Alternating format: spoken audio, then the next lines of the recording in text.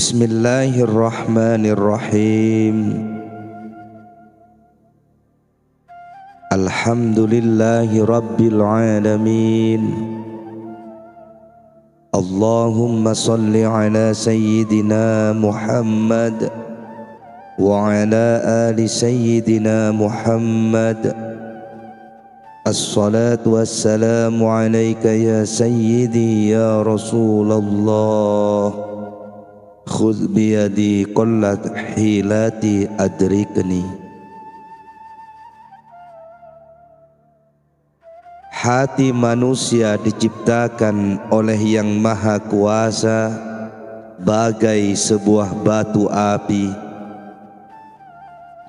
Ia mengandung api tersembunyi yang terpijar oleh musik dan harmoni, serta menawarkan kegairahan bagi orang lain di samping dirinya. Harmoni ini adalah gema dunia keindahan yang lebih tinggi yang kita sebut dunia ruh. Ia mengingatkan manusia akan hubungannya dengan dunia tersebut dan membangkitkan emosi yang sedemikian dalam dan asing dalam dirinya, sehingga ia sendiri tak berdaya untuk menerangkannya. Pengaruh musik dan tarian amat dalam, menyalakan cinta yang telah tidur di dalam hati cinta yang bersifat keduniaan dan indrawi, ataupun yang bersifat ketuhanan dan ruhaniah. Sesuai dengan itu, terjadi perdebatan di kalangan ahli teologi mengenai halal dan haramnya musik dan tarian dalam kegiatan-kegiatan keagamaan. Suatu sekte Zahiriyah berpendapat bahwa Allah sama sekali tak dapat dibandingkan dengan manusia, seraya menolak kemungkinan bahwa manusia bisa benar-benar merasakan cinta kepada Allah. Mereka berkata bahwa manusia hanya bisa mencinta sesuatu yang termasuk dalam spesiesnya jika ia benar-benar merasakan sesuatu yang ia pikir sebagai cinta kepada Sang Khalik. Kata mereka, hal itu tak lebih daripada sekadar proyeksi belaka atau bayang-bayang yang diciptakan oleh khayalannya, atau suatu pantulan cinta kepada sesama makhluk. Musik dan tarian menurut mereka hanya berurusan dengan cinta kepada makhluk, dan karenanya haram dalam kegiatan keagamaan. Jika kita tanya mereka, apakah arti cinta kepada Allah yang diperintahkan oleh syariat? Mereka menjawab bahwa hal itu berarti ketaatan dan ibadah. Kesalahan ini akan kita sanggah pada bab yang akan membahas kecintaan kepada Allah. Saat ini, baiklah kita puaskan diri kita dengan berkata bahwa musik dan tari tidak memberikan sesuatu yang sebelumnya tidak ada di dalam hati, tapi hanyalah membangunkan emosi yang tertidur. Oleh karena itu, menyimpan cinta kepada Allah di dalam hati yang diperintahkan oleh syariat itu sama sekali dibolehkan. Malah ikut serta dalam kegiatan-kegiatan yang memperbesarnya patut dipuji. Di pihak lain, jika hatinya penuh dengan nafsu indrawi, musik dan tarian hanya akan menambahnya. Karena itu terlarang baginya. Sementara itu, jika mendengarkan musik hanyalah sebagai hiburan belaka, maka hukumnya mubah. Karena sekadar kenyataan bahwa musik itu menyenangkan tidak lantas membuatnya haram. Sebagaimana mendengarkan seekor burung bernyanyi atau melihat rumput hijau dan air mengalir tidak diharamkan. Watak tak berdosa dari musik dan tarian yang diperlakukan sekadar sebagai hiburan juga dibenarkan oleh hadis sahih yang kita terima dari Siti Aisyah yang meriwayatkan, pada suatu hari raya beberapa orang Habsyi menari di masjid. Nabi berkata kepadaku, "Inginkah engkau melihatnya?" Aku menjawab, "Iya." Lantas aku diangkatnya dengan tangannya sendiri yang dirahmati, dan aku menikmati pertunjukan itu sedemikian lama, sehingga lebih dari sekali beliau berkata, "Belum cukupkah?" Hadis lain dari Siti Aisyah adalah sebagai berikut. Pada suatu hari raya, dua orang gadis datang ke rumahku dan mulai bernyanyi dan menari. Nabi masuk dan berbaring di sofa sambil memalingkan mukanya. Tiba-tiba Abu Bakar masuk dan melihat gadis-gadis itu bermain. Dia berseru, "Hah, seruling setan di rumah Nabi." Nabi menoleh karenanya dan berkata, "Biarkan mereka Abu Bakar, hari ini adalah hari raya." Terlepas dari kasus-kasus yang melibatkan musik dan tarian yang membangunkan nafsu-nafsu syaitan yang telah tidur di dalam hati, kita dapati adanya kasus-kasus yang menunjukkan mereka sama sekali halal. Misalnya, nyanyian orang-orang yang sedang menjalankan ibadah haji yang merayakan keagungan Baitullah di Makkah, yang dengan demikian mendorong orang lain untuk pergi haji, dan musik yang membangkitkan semangat perang di dara para pendengarnya dan memberikan mereka semangat untuk memerangi orang-orang kafir. Demikian pula musik-musik sendu yang membangkitkan kesedihan karena telah berbuat dosa dan kegagalan dalam kehidupan keagamaan juga diperbolehkan, seperti misalnya musik Nabi Daud, nyanyian penguburan yang menambah kesedihan ketika kematian tidak diperbolehkan, karena tertulis dalam Al-Quran, Jangan bersedih atas apa yang hilang darimu. Di pihak lain, musik-musik gembira di pesta-pesta seperti perkawinan dan khitanan atau kembali dari perjalanan, hukumnya halal.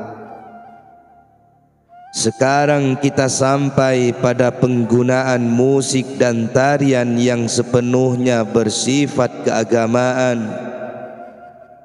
Para sufi memanfaatkan musik untuk membangkitkan cinta yang lebih besar kepada Allah dalam diri mereka, dan dengannya mereka seringkali mendapatkan penglihatan dan kegairahan ruhani. Dalam keadaan ini, hati mereka menjadi sebersih perak yang dibakar dalam tungku dan mencapai suatu tingkat kesucian yang tak akan pernah bisa dicapai oleh sekadar hidup prihatin, walau seberat apapun. Para sufi itu kemudian menjadi sedemikian sadar akan hubungannya dengan dunia ruhani, sehingga mereka kehilangan segenap perhatiannya akan dunia ini, dan kerap kali kehilangan kesadaran indrawinya. Meskipun demikian, para calon sufi dilarang ikut ambil bagian dalam tarian mistik ini tanpa bantuan syekh atau guru ruhaniyahnya. Diriwayatkan bahwa Syekh Abul Qasim Jirjani, ketika salah seorang muridnya meminta izin untuk ambil bagian dalam tarian semacam itu, berkata, "Jalani puasa yang ketat selama 3 hari, kemudian suruh mereka memasak makanan-makanan yang menggiurkan. Jika kemudian engkau masih lebih menyukai tarian itu, engkau boleh ikut. Bagaimanapun juga, seorang murid yang hatinya belum seluruhnya tersucikan dari nafsu-nafsu duniawi, meskipun mungkin telah mendapat penglihatan sepintas akan jalur tasawuf, mesti dilarang oleh syekhnya untuk ambil bagian dalam tarian-tarian semacam itu. Karena hal itu hanya akan lebih banyak mendatangkan mudarat daripada maslahatnya. Orang-orang yang menolak hakikat ekstase atau kegairahan dan pengalaman-pengalaman ruhani para sufi sebenarnya hanya mengakui kesempitan pikiran dan kedangkalan wawasan mereka saja. Meskipun demikian, mereka haruslah dimaafkan karena mempercayai hakikat suatu keadaan yang belum dialami secara pribadi adalah sama sulitnya dengan memahami kenikmatan menatap rumput hijau dan air mengalir bagi seorang buta, atau bagi seorang anak untuk mengerti kenikmatan melaksanakan pemerintahan. Karenanya seorang bijak, meskipun ia sendiri mungkin tidak mempunyai pengalaman tentang keadaan-keadaan tersebut, tak akan menyangkal hakikatnya. Sebab kesalahan apalagi yang lebih besar daripada orang yang menyangkal hakikat sesuatu hanya karena ia sendiri belum mengalaminya. Mengenai orang-orang ini tertulis dalam Al-Quran, orang-orang yang tidak mendapatkan petunjuk akan berkata, ini adalah kemunafikan yang nyata. Sedang mengenai puisi erotis yang dibaca pada pertemuan-pertemuan para sufi, yang banyak orang merasa keberatan terhadapnya, mesti kita ingat bahwa jika dalam puisi seperti ini disebut-sebut tentang pemisahan dari atau persekutuan dengan yang dicintai, maka para sufi yang amat cinta pada Allah menggunakan ungkapan semacam itu untuk menjelaskan pemisahan dan persekutuan dengan Dia. Demikian pula jalan-jalan buntu yang gelap dipakai untuk menjelaskan kegelapan kekafiran, kecerahan wajah untuk cahaya keimanan, dan mabuk sebagai kegairahan sang sufi. Ambil sebagai misal bait dari sebuah puisi berikut ini. Mungkin sudah kuatur anggur beribu takaran, tapi sampai kau habis mereguknya tiada kegembiraan. Kau rasakan dengan itu penulisnya bermaksud untuk mengatakan bahwa kenikmatan agama yang sejati tak akan bisa diraih lewat perintah resmi, tapi dengan rasa tertarik dan keinginan. Seseorang boleh jadi telah banyak berbicara dan menulis tentang cinta, keimanan, ketakwaan dan sebagainya, tapi sebelum ia sendiri memiliki sifat-sifat ini, semuanya itu tak bermanfaat baginya.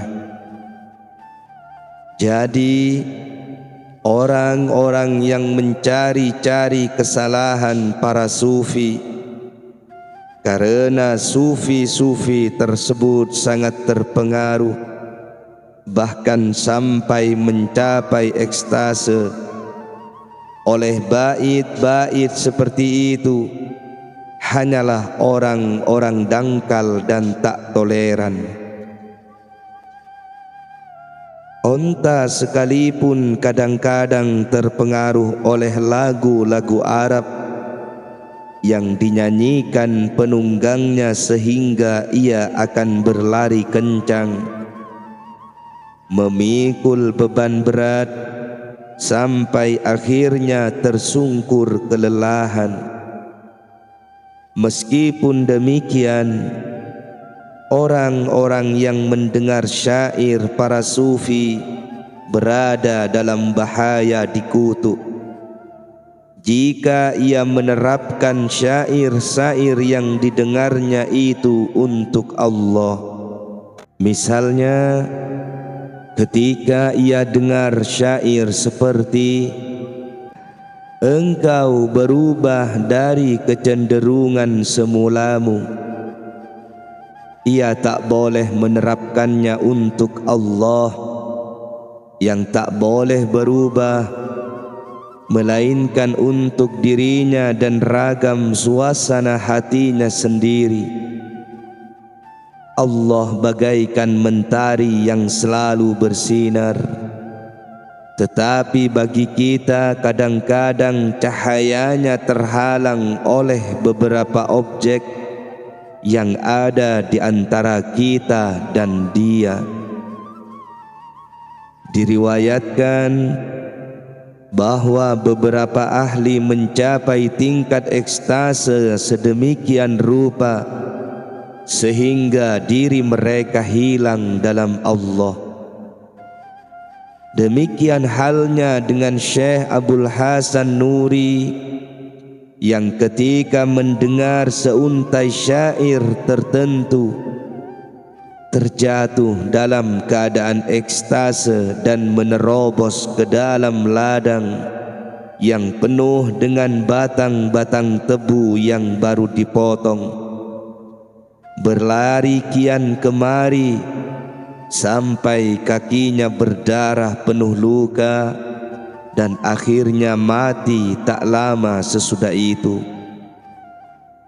Dalam kasus-kasus semacam itu, beberapa orang berpendapat bahwa Tuhan telah benar-benar turun ke dalam manusia.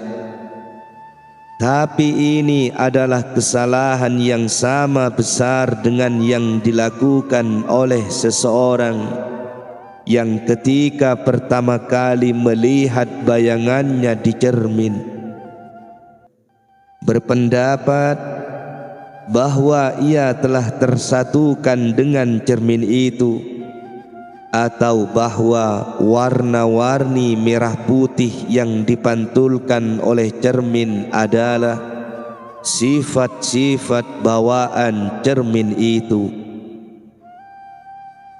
Keadaan-keadaan ekstase yang dialami para sufi beragam sesuai dengan emosi-emosi yang dominan di dalamnya, yakni cinta, kekuatan, nafsu, tobat, dan sebagainya. Keadaan-keadaan ini, sebagaimana kita sebut di atas, dicapai seringkali tidak hanya sebagai hasil mendengarkan ayat-ayat Al-Quran, tetapi juga syair yang merangsang. Sementara orang keberatan terhadap pembacaan syair, sebagaimana juga Al-Quran, pada kesempatan-kesempatan seperti itu. Tapi mesti diingat bahwa tidak seluruh ayat Al-Quran dimaksudkan untuk membangkitkan emosi. Seperti misalnya perintah bahwa seorang laki-laki mesti mewariskan 1/6 hartanya untuk ibunya dan sebagiannya untuk saudara perempuannya, atau bahwa seorang wanita yang ditinggal mati suaminya mesti menunggu 4 bulan sebelum boleh menikah lagi dengan orang lain. Sangat sedikit orang dan hanya yang sangat peka sajalah yang bisa tercebur ke dalam ekstase keagamaan oleh ayat-ayat seperti itu. Alasan lain yang membenarkan penggunaan syair, juga ayat-ayat Al-Quran dalam kesempatan-kesempatan seperti ini adalah bahwa orang-orang telah sedemikian akrab dengan Al-Quran. Banyak di antaranya bahkan telah menghafalnya, sehingga pengaruh pembacanya telah sedemikian ditumpulkan oleh perulangan yang berkali-kali. Seseorang tidak bisa selalu mengutip ayat-ayat Al-Quran baru sebagaimana yang bisa dilakukan dengan syair. Suatu ketika beberapa orang Arab Badui mendengarkan Al-Quran untuk pertama kalinya dan menjadi sangat tergerak olehnya. Abu Bakar berkata kepada mereka, "Kami dulu pernah seperti kamu, tetapi sekarang hati kami telah mengeras." Berarti bahwa Al-Quran telah kehilangan sebagian pengaruhnya atas orang-orang yang akrab dengannya. Dengan alasan yang sama, Khalifah Umar biasa memerintahkan para peziarah haji ke Makkah agar segera meninggalkan tempat itu secepatnya, karena katanya, "Saya khawatir jika kalian menjadi terlalu akrab dengan kota suci itu, ketakjuban kalian terhadapnya akan sirna dari hati-hati kalian."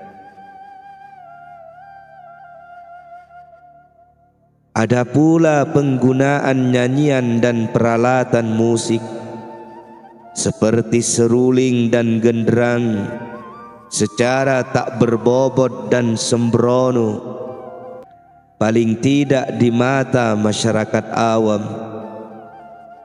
Keagungan Al-Quran tak pantas meskipun sementara dikaitkan dengan hal-hal seperti ini. Diriwayatkan bahwa sekali waktu Nabi sallallahu alaihi wasallam memasuki rumah Rayyah putri Muaz, beberapa orang gadis penyanyi yang ada di sana secara tiba-tiba mulai mengalunkan nyanyiannya untuk menghormati beliau. Beliau dengan segera meminta mereka untuk berhenti, karena puji-pujian bagi Nabi adalah tema yang terlalu sakral untuk diperlakukan demikian. Akan timbul pula bahaya jika ayat-ayat Al-Quran dipergunakan secara khusus, sehingga pendengar-pendengarnya akan mengaitkannya dengan penafsiran mereka sendiri, dan hal ini terlarang. Di pihak lain, tak ada bahaya yang mungkin timbul dalam menafsirkan baris-baris syair dengan berbagai cara, karena memang makna yang diberikan seseorang atas suatu syair tak harus sama dengan yang diberikan oleh penulisnya.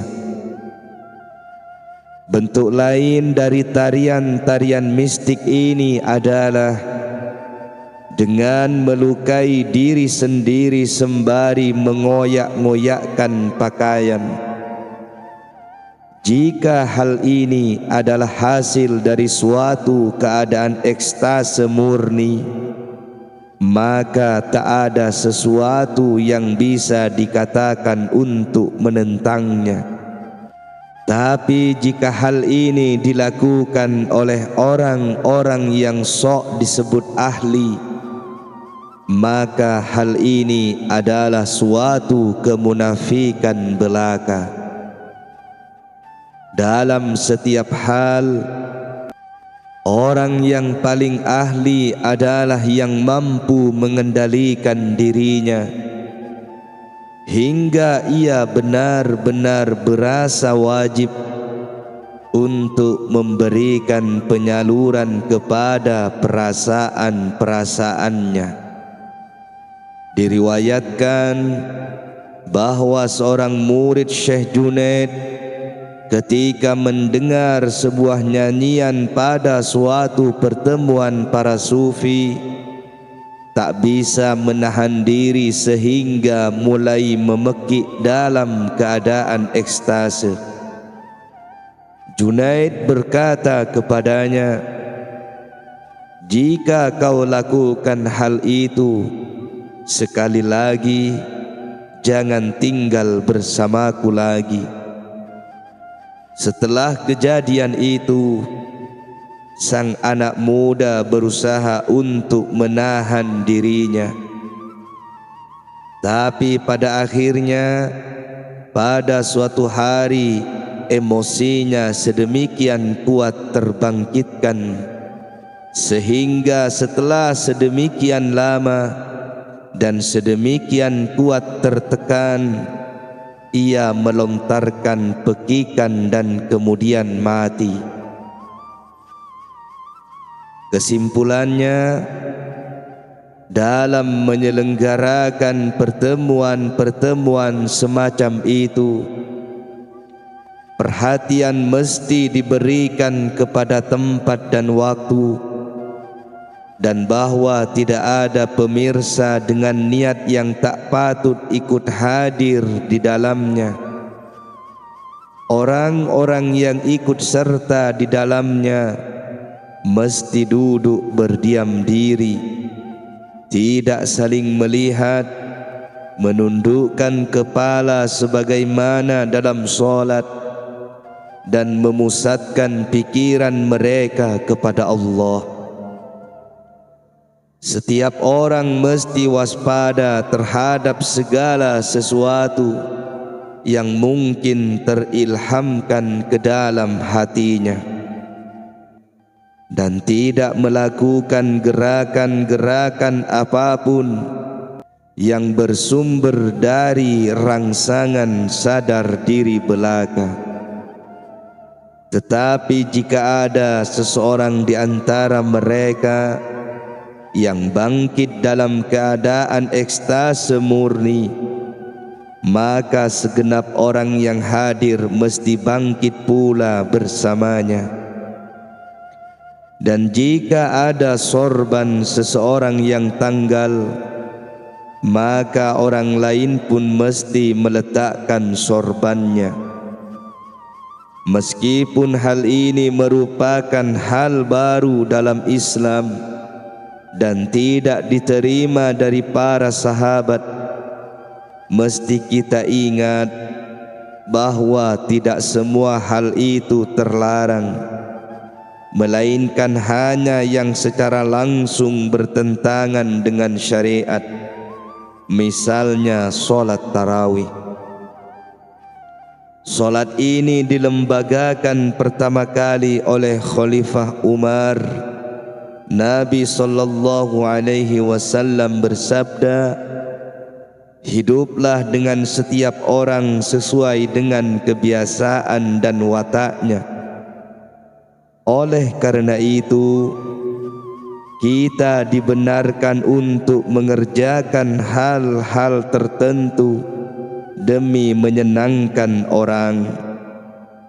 Jika sikap tidak berkompromi akan menyakitkan hati mereka.